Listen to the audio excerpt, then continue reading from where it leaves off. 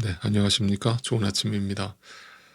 우리는 어제 말씀에서 이스라엘 지파와 베냐민 지파의 전쟁을 통해서 어, 우리는 누가 누구를 심판할 자격이 있는가? 라고 하는 이 강력한 질문을 던졌을 때 과연 그것에 대해서 우리가 긍정적인 답을 스스로 할 수 있는가? 이것에 대해서 깊이 생각을 해봤습니다. 그 이야기는 이스라엘이 베냐민을 심판하려고 할 때 이미 그 베냐민을 악의 축으로 단정을 해놓고 하나님께 기도를 시작하는 모습으로 보여졌죠.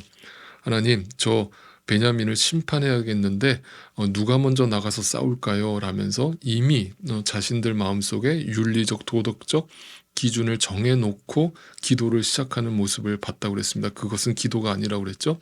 그런 자신만만한 기도가 계속 실패와 망하는 순간들을 경험하면서 점점점 자신이 없어지죠. 그리고 나서는 하나님의 인도하심을 비로소 깨닫게 되는데, 그 인도하심이라는 건 다른 게 아니라 오늘날도 동일한데, 하나님은 계속해서 우리 모든 성도들을 자기 부인의 현장으로, 자기 부인의 절벽으로 몰아가시는 거예요. 여러분, 절대 잊지 마십시오. 신앙생활은 내 자아가 더 커지고 더 강해지고 부요해지는 것이 절대 아니에요. 긍정의 힘을 갖는 게 아닙니다. 하나님이 우리에게 원하시는 것은 자기 부인의 절벽으로 우리를 몰아가시는 거거든요. 그래서 어느 순간 내 신앙이 성숙해지면 그 절벽에 우리를 세우시는 하나님을 보게 되는 거예요. 그리고 그 속에서 하나님이 우리에게 말씀하시는 거예요. 야, 이제 됐다. 믿음이 생겼으면 이제 그 절벽에서 뛰어내려. 네, 우리에게 그걸 요구하시는 겁니다. 그것이 좁은 길이고 절대 쉽지 않은 것이에요. 그것이 십자가예요. 그럴 때 우리의 믿음이 장성한 분량에 도달하게 되면 사도 바울처럼 그 절벽에서 살려고 바동거리는 것이 아니라 내가 죄인 중에 괴수입니다 하고서 고백하고 찬양하고 절벽을 향해 뛰어내리는 거예요. 네, 그것이 십자가입니다. 그것이 사랑입니다. 그것이 은혜를 아는 자인 것입니다. 네, 그 사랑의 깊이에 우리가 도달할 수 있게 되기를 오늘도 소원하면서, 오늘은 사사기 마지막 이야기를 보게 되겠네요. 같이 한번 묵상을 해보도록 하겠습니다.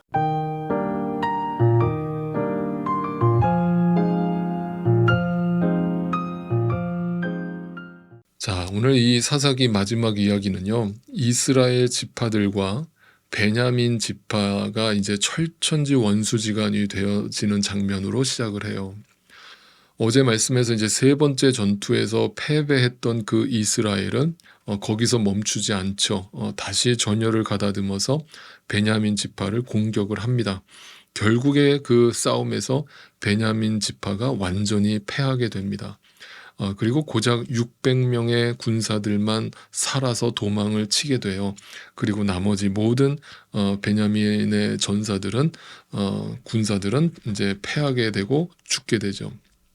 자, 그러면서 이제 이 베냐민 족속을 완전히 말살시키는데요. 20장 48절로 가보겠습니다. 이스라엘 사람들은 다시 베냐민 자손에게로 돌아와서 그 성읍에서 사람이나 가축할 것 없이 닥치는 대로 모두 칼로 쳐서 죽였다. 그들은 그 일대의 성읍도 모두 불살랐다. 이 장면은요, 완전한 심판을 보여주고 있는 장면이거든요. 한마디로 이스라엘 지파가 베냐민 지파를 역사 속에서 완전히 사라지게 만들었다는 것을 보여주는 거예요. 물론 아직 600명의 베냐민 군사가 남아있죠. 그런데 이스라엘 사람들이 이렇게까지 이야기를 하거든요. 21장 1절로 볼까요? 이스라엘 사람들은 이미 미스바에서 우리 가운데서는 아무도 딸을 베냐민 사람과 결혼시키지 않도록 하자라고 맹세한 일이 있었다. 이게 무슨 말입니까? 누구도 이제 베냐민 남자들과는 내 딸을 결혼시키면 안 된다. 그러니까 한마디로 뭐예요? 이제 완전히 씨를 말려버리겠다는 거잖아요. 그 정도로 이제 철천지 원수지간이 된 거예요. 자, 그런데 이제 곰곰이 생각을 해봤어요. 그래 놓고 보니까 뭔가 이상한 게 있죠. 뭐예요? 이스라엘 지파는 12지파가 있어야 완전체잖아요. 그죠? 그 완전체를 누가 만든 거예요? 하나님이 그렇게 만드신 거잖아요. 그런데 자신들의 어떤 복수의 마음으로 인해서 이 베냐민 지파 하나가 완전히 떨어져 나갔단 말이에요. 그러니까 지금 11지파가 됐단 말이에요. 그러니까 불완전체가 돼 버렸잖아요. 그러니까 여러분 이게 무슨 얘기냐면 잘 보세요. 이게 사사기의 결론인 거예요. 사사기 내내 이 사사 시대 동안의 한 짓이라고는 결국은 뭐냐? 뭐로 끝나느냐? 인간들이 결국 그 복수심을 이겨내지 못하고 하나님이 만들어 놓으신 12지파의 이스라엘의 완전체를 스스로 깨버리고 찢어버리는 거예요. 그래서 한 지파를 완전히 죽여버리는 거예요. 아시겠어요? 그러니까 지금 사사기의 결론이 뭐라고요? 너희가 불완전한 존재가 되었다라면서 사사기가 결론이 나는 거예요. 그러니까 인간들의 죄의 결과가 뭐냐? 결국은 불완전체로 끝나는 것이 인간이 하는 짓이다 라면서 성경이 그것을 고발하고 있는 겁니다. 자, 그런데 곰곰이 생각을 해보니까 자신들이 뭐예요? 12지파가 다 있어야 완전체인데 한 지파가 빠지면 안 되잖아요. 그러니까 이 생각은 신앙의 관점이 아니라 하나님의 뜻을 깨닫고 회개하는 장면이 아니라 뭔가 남들 보기에 부족해 보이는 거예요. 그러니까 일종의 자존심이 발동하는 거예요. 그러니까 그걸 어떤 식으로든 채워야 될 거 아니에요. 12지파를. 자, 잘 생각해 보세요. 죄된 인간들은요, 항상 자신의 부족함과 연약함을 인간적인 잔머리와 인간적 동기와 인간적인 힘으로 채우려고 하는 거예요. 그게 종교가 되는 거고요. 그게 윤리 도덕적인 삶이 되는 거예요. 그래서 깨끗한 척을 하는 거예요. 자신들이 그 한 지파를 완전히 죽여놓고는 불완전체로 만들어 놓고는 자기가 그 12지파를 채우려고 하는 행동을 말한단 말이에요. 그게 사사기 21장 전체의 내용인 거예요. 뒷부분에. 자, 그걸 간단하게 설명을 드리면 이렇게 채웁니다. 어떻게 채우냐면 남아있던 그 600명의 베냐민 군사들이 있잖아요. 남자들. 그러니까 그 미스바에 모이라고 했을 때 모이지 않은, 참석하지 않은 지파가 누구냐를 이제 물색을 해요.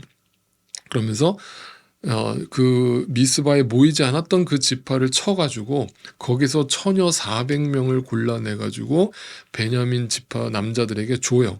그런데 베냐민이 600명 남았잖아요. 근데 400명을 줬으니까 아직 200명이 남았잖아요.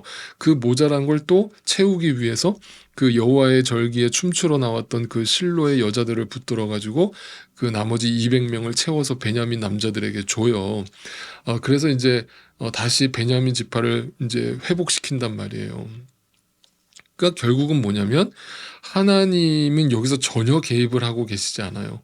자기들이 자기의 어떤 인간적인 방법과 동기를 동원해서 결국 12지파를 채우고 있다라면서 사사기가 끝이 나는 겁니다. 뭐예요? 철저하게 인간적 방법과 인간적 동기로 인간이 스스로 만들어 놓은 그 불완전함을 완전함으로 채우려고 하는 행위, 그게 뭐라는 거예요? 성경이 말하는 죄라는 거예요. 그게 바로 바벨탑인 거예요. 이해가 되십니까? 무슨 말인지? 그러니까 인간은 오늘도 동일한 거예요.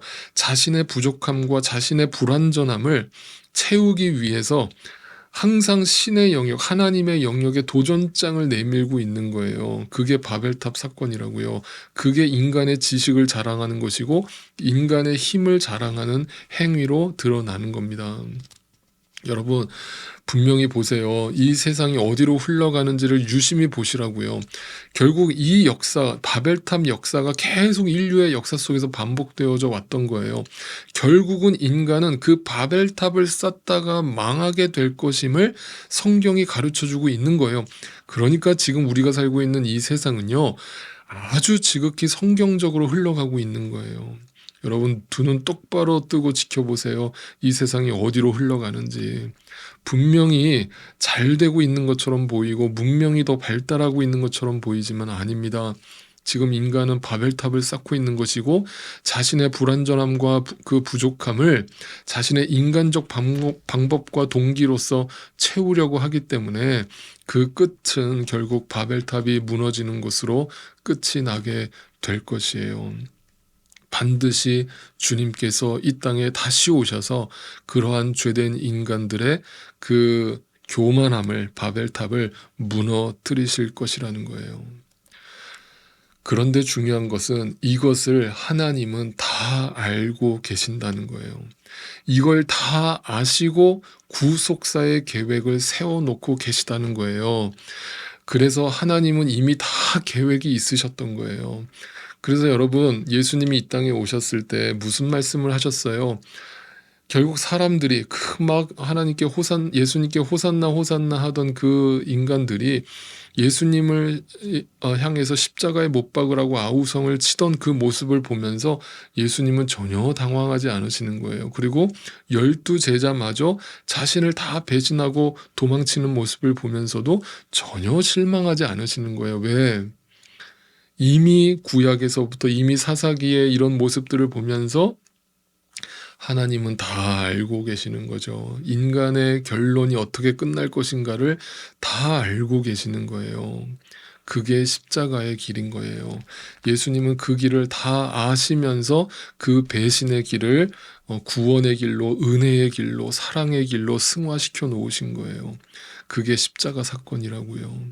그러니까 그 십자가 앞에 무릎을 꿇은 죄인은 은혜의 고백 말고는 할 고백이 없는 거예요. 은혜의 눈물 말고는 흘릴 게 없는 거예요.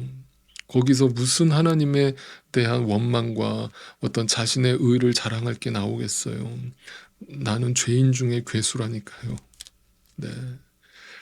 자, 이렇게 인간들이 하는 그 결론이 얼마나 허무하고 허망한 것인가를 사사기가 아주 명확하게 보여주고 있는 겁니다.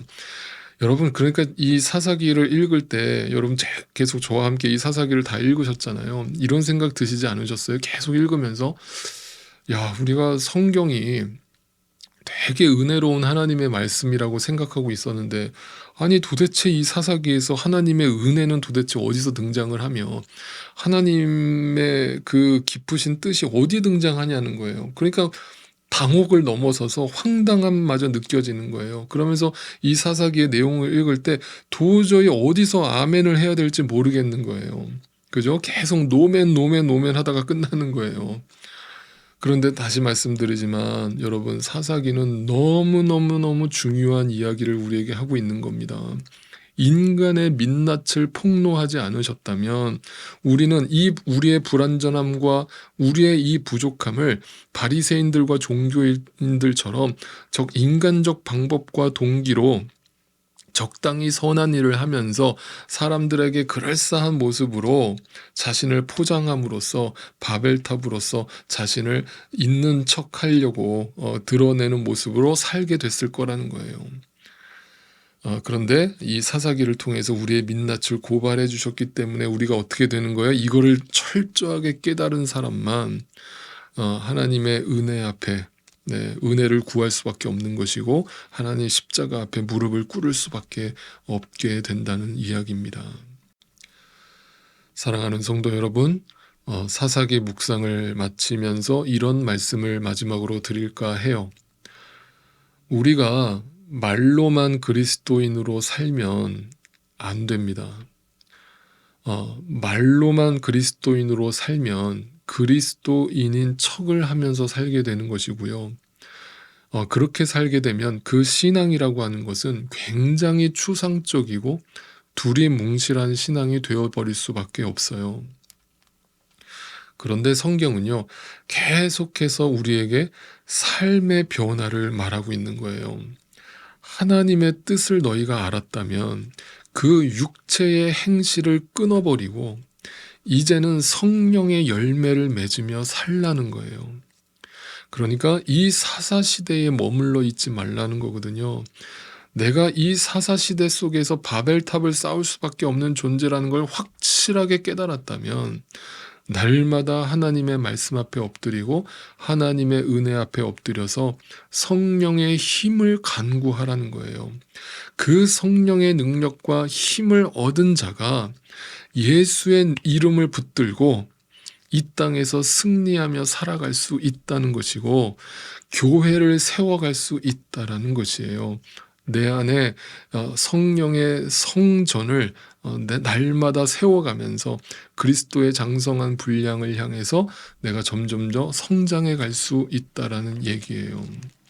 그때 나도 모르게 중요한 거예요. 나도 모르게 내 힘이 다 빠진 그 자리에서 그리스도의 사랑이 나오고 그리스도의 은혜가 나오고 용서가 나오고 네, 하나님 나라의 법칙이 내 안에서 세워지는 거예요. 이 땅의 힘의 원리가 아니고 공평과 정의와 도덕과 윤리의 기준이 아니고 하나님의 은혜의 기준을 알게 되는 겁니다.